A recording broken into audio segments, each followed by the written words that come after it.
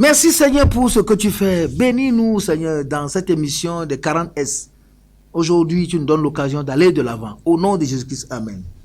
Donc nous sommes en train d'évoluer avec les 40 S. Aujourd'hui, nous allons voir le 27e S. On va voir d'abord les soucis. Nous sommes dans un monde qui est en train de tuer. De tuer avec les soucis. Les gens sont maintenant... Tout le monde a quelque chose de commun. Nous avons tous les soucis. Il n'y a pas quelqu'un sur la planète Terre qui n'a pas de soucis. Donc, la chose que nous avons aujourd'hui qui est commun à tous les êtres humains, c'est les soucis. Mais nous qui sommes dans la foi et qui avons de l'espérance, Jésus a dit de ne pas nous soucier de lendemain, de ne pas nous inquiéter de lendemain. Mais la Bible dit, déchargez-vous sur lui de tous vos soucis, car lui-même, il prend soin de vous. 1 Pierre, le chapitre 5, verset 7. C'est vrai, qu'est-ce qui amène les soucis? Les soucis, qu'est-ce qui les amène? On est soucieux lorsque on est dans une situation où on n'a pas les moyens d'en sortir, ou bien on ne voit pas, on n'entrevoit pas les moyens. Lorsque vous vous trouvez dans une situation, par exemple, je donne quelques exemples. Vous avez payé très cher vos marchandises et le marché vous a rassuré. Vous avez été rassuré que dès que vous allez venir, les choses vont couler. Ou bien, les clients ont proposé de vous prendre automatiquement les marchandises. Et que aussitôt vous venez, on se rend compte que les produits que les gens sont en train d'attendre ne répondent pas aux besoins du marché. Ils n'ont pas la même qualité requise.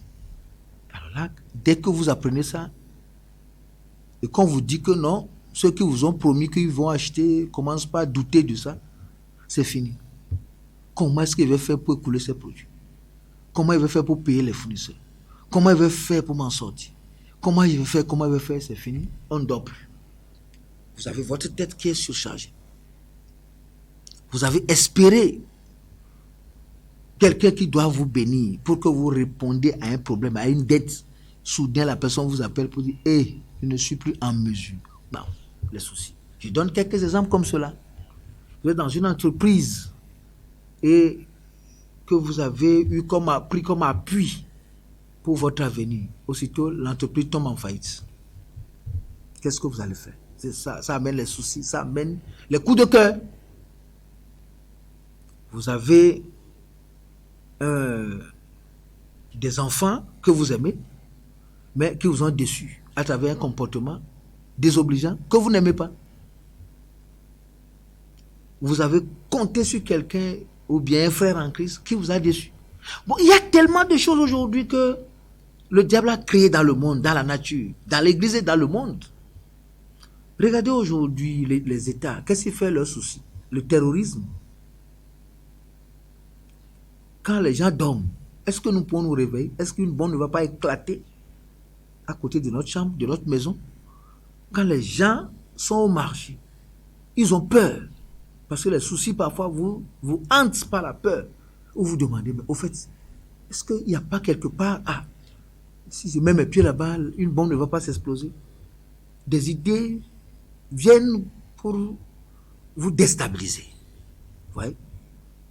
Les nations ont des soucis aujourd'hui. Comment on finit avec le terrorisme? Ouais. Comment on finit avec la délinquance? Comment on finit avec la drogue? Ce sont des soucis, des inquiétudes. Comment les parents sont soucieux aujourd'hui? Comment sortir nos enfants des grossesses précoces? Comment est-ce que nos enfants vont fréquenter jusqu'au bout? Où est-ce que nous allons trouver la scolarité? Comment nous allons les aider à réussir? Et le monde s'acharne. Des nations, des peuples, des vies, chacun a un souci pour quelque chose. Mais pour ceux qui ont de l'espérance et qui sont dans la foi, il est écrit dans 1 Pierre, le chapitre 5, verset 7, et déchargez-vous sur lui de tous vos soucis, car lui-même prend soin de vous. Est-ce que la conscience est d'abord là pour nous aider, pour nous amener à décharger? nos soucis sur lui parce que chacun veut garder ses soucis pour lui. Chacun veut garder ses soucis. Il y a des choses même qu'on ne dit pas. Quelqu'un a le souci de sa maladie. Aujourd'hui, beaucoup de personnes vivant avec le VIH sont soucieuses. Bien que nous prions, nous les encourageons pour dire non, cette maladie-là, il faut l'ignorer. Tu ne vas pas mourir. Ces personnes même s'étonnent et sont dans les soucis, maigrissent comme ça, malgré toutes les prières que nous leur faisons tous les jours. Parce que de l'autre côté de l'église, on est en train de leur dire que tous ceux qui ont eu cette maladie-là n'ont jamais eu de remède. Ils sont morts et toi aussi tu dois mourir. Donc la mort étant semée dans leur tête, ils sont soucieux, elles sont soucieuses. Les soucis tuent. Quand vous regardez même la maladie de sida, ce n'est pas la maladie qui tue. C'est les soucis. Le fait qu'on t'a dit que cette maladie tue et que tu commences pas à te voir comme quelqu'un qui transporte la mort en soi, tu vas commencer à maigrir. Ça fait que même si tu manges, tu ne vas plus jamais t'en sortir. Alléluia. Tu es dans quoi qui t'agace? Si tu es un enfant de Dieu, je te dis que tu peux t'en sortir. Le Seigneur peut te faire sortir. Le Seigneur peut t'aider. Le Seigneur peut te délivrer de cette situation, peut te sortir de cette souffrance, peut te donner un nouvel espoir, peut te dicter sa loi de grâce.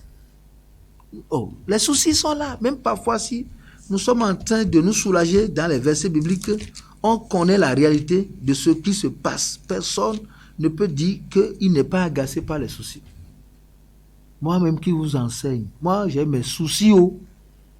Comment faire pour que Myriam TV vive et survive? Comment faire pour que mes personnels soient bien à l'aise et vivent dans cette société jusqu'à leur retraite? Comment faire pour que mes enfants puissent aller à l'école et devenir quelque chose? Comment faire pour que l'église marche? Comment faire?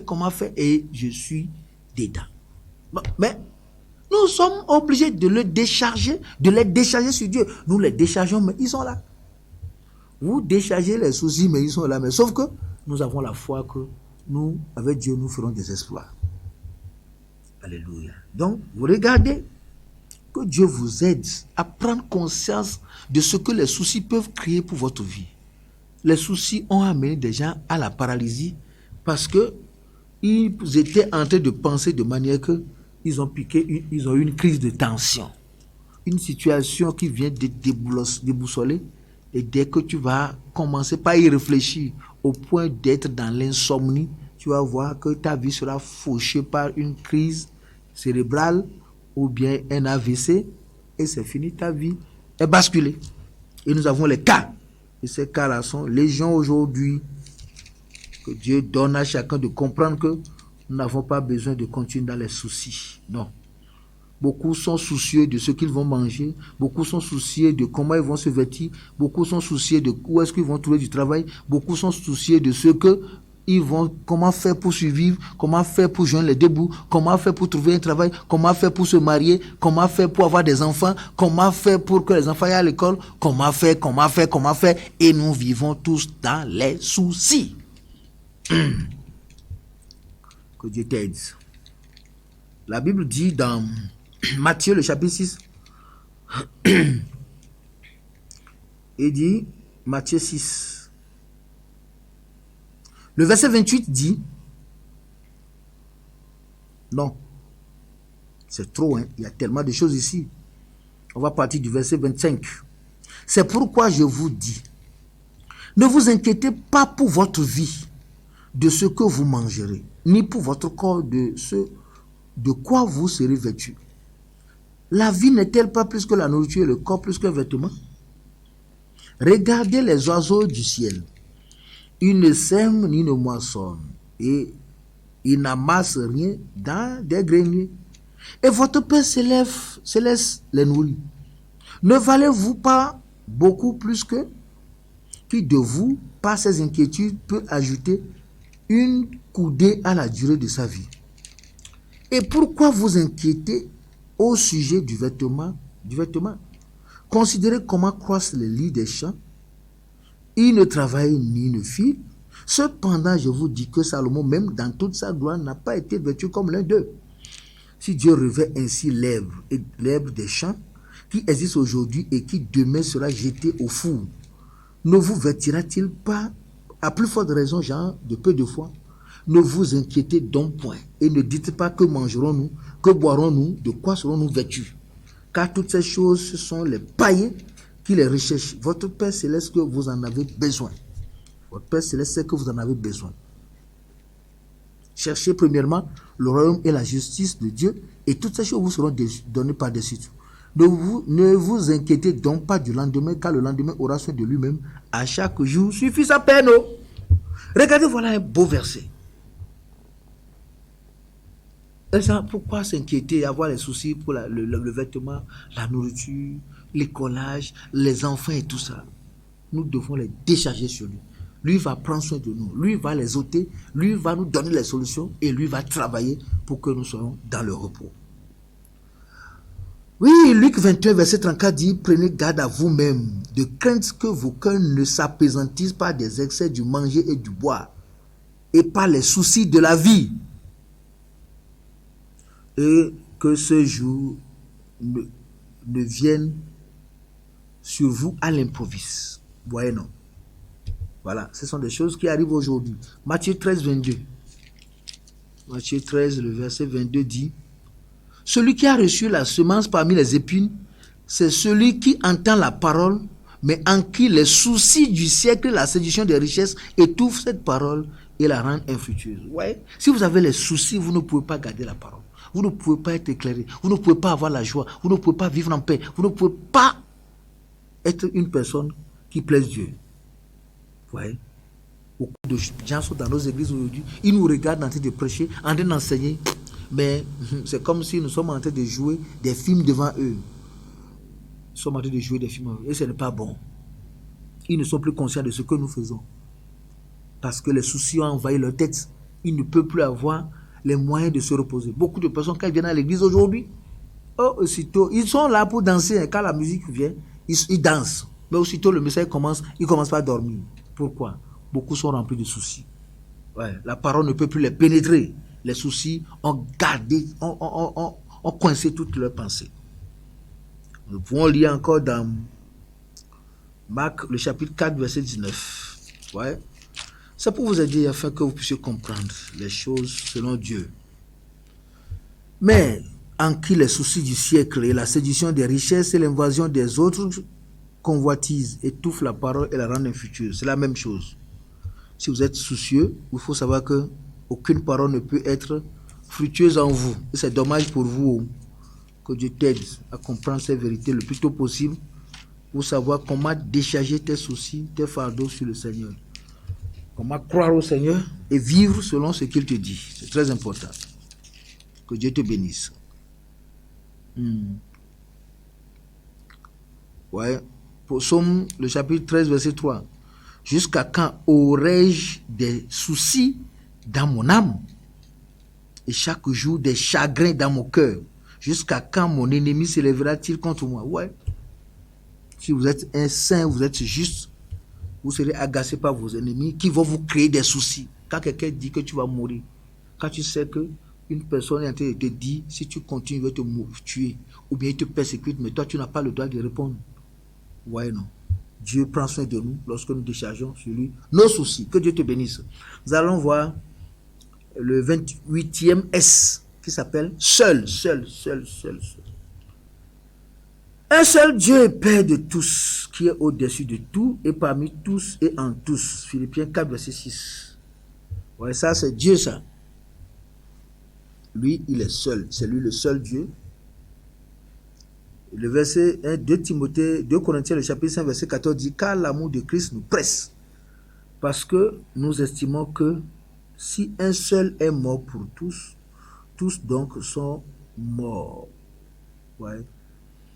Alors là, ça c'est le Père qui est seul, qui seul peut faire les grandes choses dans notre vie. Nous devons reconnaître la grandeur de Dieu, cette grandeur qui met Dieu dans sa place de suprématie, et qui est au-dessus de tout, et que rien ne peut vaincre.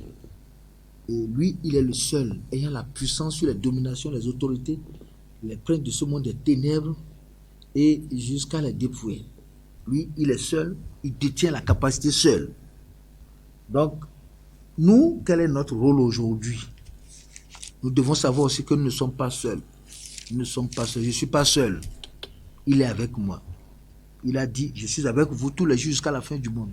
Le Seigneur est avec nous. Nous ne sommes pas seuls. La souffrance dans laquelle tu te trouves, tu n'es pas seul. Quand tu pries, il faut savoir qui t'écoute. Tu n'es pas seul dedans. Non. C'est comme quelqu'un qui m'a dit un jour, on te porte comme un bébé. Vous êtes un enfant, votre papa vous porte. Pendant que vous arrivez et que vous rencontrez une difficulté, papa vous met sur le cou. Donc l'enfant lui a posé la question, papa, pourquoi nous sommes deux en train d'aller d'un seul coup, on est devenu un? Et papa a dit, l'ombre que tu vois là, c'est parce que tu marchais avec moi. Maintenant que le danger est venu, il t'ai mis sur le cou. Donc, parfois c'est comme si Dieu est perdu. Non, il n'est pas perdu, il est là. Mais quand le danger est venu, Dieu a préféré nous porter que de résoudre des problèmes. Il nous a portés pour traverser avant et il nous a portés pour traverser, pour nous faire échapper les ennemis avant de commencer par nous bénir. Pendant que Dieu nous porte pour traverser les choses, nous on se plaint ici pour dire non, tu devais nous laisser partir pour que nous puissions courir pour faire nos propres plans. Non. Il t'a porté un jour, il t'a fait traverser une situation. Tu n'es pas seul dedans. Hein? Quand les gens chantent pour dire je suis à Congo, ils chantent là. Moi, je ne crois pas ces chants-là. Non. Christ est avec nous, l'espérance de la gloire. Ouais. Ah, c'est Colossiens 1, verset 27. Christ en nous, l'espérance de la gloire. Il est avec nous. Hein? Sophonie 3, 17 dit l'Éternel est au milieu de toi. Emmanuel, Dieu est avec nous. Ouais. C'est vrai, c'est difficile. Mais c'est comme ça. Ouais. Psaume 27, le verset 1er dit l'Éternel est ma lumière et mon salut. De qui aurais-je crainte? L'Éternel est le soutien de ma vie. De qui aurais-je peur? Quand des méchants s'avancent contre moi pour dévorer ma chair, ce sont mes persécuteurs et mes ennemis qui chancellent et tombent. Ouais. Si une armée se campait contre moi, mon cœur n'aurait aucune crainte. Si une guerre s'élevait contre moi, je serai malgré cela plein de confiance. Il est avec nous. Ça ne veut pas dire que les choses ne vont pas être difficiles, mais nous ne sommes pas seuls dedans. J'ai dit la dernière fois aux gens, en leur expliquant au sujet de Ésaïe 43, verset 1er à 3, que nous sommes en train de traverser les choses. Et pendant que nous les traversons, vous ne pouvez pas construire une maison étaille dans la mer. Vous ne pouvez pas aller traverser l'eau et dire non, construisez-moi une maison dans l'eau, achetez-moi une maison dans l'eau. Non, il faut qu'on te sorte de l'eau, il faut qu'on te sorte du danger, il faut qu'on te sorte du danger, peut-être que nous-mêmes ne voyons pas. Nous, on veut qu'on nous bénisse là où les ennemis sont, là où nous sommes en danger, là où l'eau est en train de vouloir nous emporter, là où le fleuve est en train de vouloir nous emporter, là où le feu est en train de vouloir nous consumer, là où les flammes sont en train de vouloir nous consumer, on demande à Dieu de nous bénir. Alors qu'il doit nous aider à traverser la situation et après tout, nos ennemis seront derrière et lui va commencer par nous bénir et la bénédiction de l'Éternel va nous enrichir et sans chagrin. Mais nous on dit non, Seigneur, s'il te plaît, pourquoi tu dois rester tranquille ici, là? Si tu ne le fais pas, c'est que tu as cessé d'être Dieu. Est-ce qu'on est allé jusque-là? Le Seigneur sait ce qui est bon pour nous. Pourquoi nous devons croire qu'il n'est pas avec nous et nous parlons souvent comme des insensés? Et beaucoup d'entre nous sont des insensés. Vous êtes dans une situation, laissez-le, il va vous faire traverser. Dieu, il a la solution. Hein? Mon frère, tu es trop pressé. Ton impatience a déjà gâté beaucoup de choses. Ouais, Jacques 2, verset 10, il dit, car quiconque observe toute la loi, mais pêche contre un seul commandement, devient coupable de tous. Nous ne devons pas toucher à quelque chose pour dire non, au moins moi j'ai essayé de faire ça, Dieu doit faire le reste. Non. Nous sommes pour lui ou nous ne sommes pas pour lui. Dieu veut que nous soyons là où nous sommes.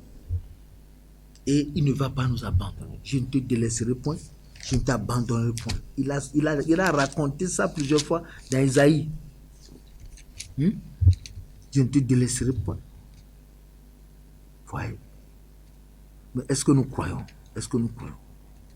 Isaïe 41, verset 10. Ne crains rien, car je suis avec toi. Ne promène pas des regards inquiets, car je suis ton Dieu. Je te fortifie. Je viens à ton secours. Je te soutiens de ma droite triomphante. Hein? Tu n'es pas seul. Il dit, voici, ils seront confondus, ils seront couverts de honte. Tous ceux-là qui sont irrités contre toi, ils seront réduits à rien, ils périront. Ceux qui disputent contre toi, tu les chercheras et tu ne les trouveras plus. Voyez non? Je suis avec toi, je suis avec toi. Il est avec nous. Dieu est avec nous. Hein? Ésaïe 43, verset 1er. Ainsi parle l'Éternel maintenant. Ainsi parle maintenant l'Éternel qui t'a créé, ô Jacob. Celui qui t'a formé, ô Israël. Ne crains rien, car je te rachète. Je t'appelle par ton nom. Tu es à moi. Si tu traverses les eaux, je serai avec toi. Et les feux, ils ne te submergeront point. Si tu marches dans le feu, tu ne brûleras pas. Et les flammes ne t'embraseront pas. Car je suis l'Éternel, ton Dieu, le Saint d'Israël, ton sauveur. Hein? C'est plein dedans, votre Bible. Hein? Ésaïe 44, verset 1er. Écoute maintenant, ô Jacob, mon serviteur, ô Israël que j'ai choisi. Hein? Ainsi parle l'Éternel, qui t'a fait et qui t'a formé dès ta naissance. Celui qui est ton soutien, ne crains rien, mon serviteur Jacob, mon Israël que j'ai choisi. Alléluia. Vous voyez comment Dieu nous aime? Ésaïe 45. Hein? Le verset 5. Je suis l'Éternel. Il n'y a point d'autre. Hors moi, il n'y a point de Dieu. Je t'ai saint avant que tu ne me connaisses, afin que l'on sache du soleil levant au soleil couchant que hors moi, il n'y a point de Dieu. Je suis l'Éternel. Il n'y a point d'autre. Hein? Il est avec nous. C'est plein de ça. Tu n'es pas seul. Il est avec nous. Dieu est avec nous. Sinon, comment est-ce que je peux traverser toutes ces souffrances-là pendant 32 ans? J'ai fini. Ceux qui ont voulu nous tuer auront déjà raison et seront contents. Mais ils n'ont pas eu gain de cause parce qu'il est avec moi. Je ne sais pas comment il me défend, mais il est quelque part en train de me combattre, de combattre pour moi. Il est quelque part en train de te contrôler. Tu ne sais pas comment ça se passe. Ce n'est pas quelqu'un qui va prendre une épée et sera comme ce que nous voyons à 2 lions là-bas pour dire que je suis derrière toi pour te tuer. Non. Pour te protéger. Non. Il est là, le lion de la tribu de Juda. On ne le voit pas. Mais nos ennemis le voient et fuient. Dieu se lève et nos ennemis se dispersent. Tu dois avoir confiance. Il est là, dans cette situation, dans cette dette, dans ces soucis, dans cette souffrance, dans cette menace de ton foyer, dans cette maladie, dans cet état dans lequel tu te trouves. Tu as besoin seulement de l'invoquer, de le croire. Tu sortiras de cette situation. Tu n'es pas seul dedans. Il est avec toi. Il a promis. Il n'est pas un homme pour mentir, ni le fils de l'homme pour mentir. Il dit, voici, je serai avec vous tous les jours jusqu'à la fin du monde. Nous ne sommes pas encore arrivés à la fin du monde. Que Dieu te bénisse. Mais bénis ta parole, qu'elle soit esprit et vie, et que tes téléspectateurs, nos téléspectateurs soient bénis. Au nom de Jésus-Christ. Amen.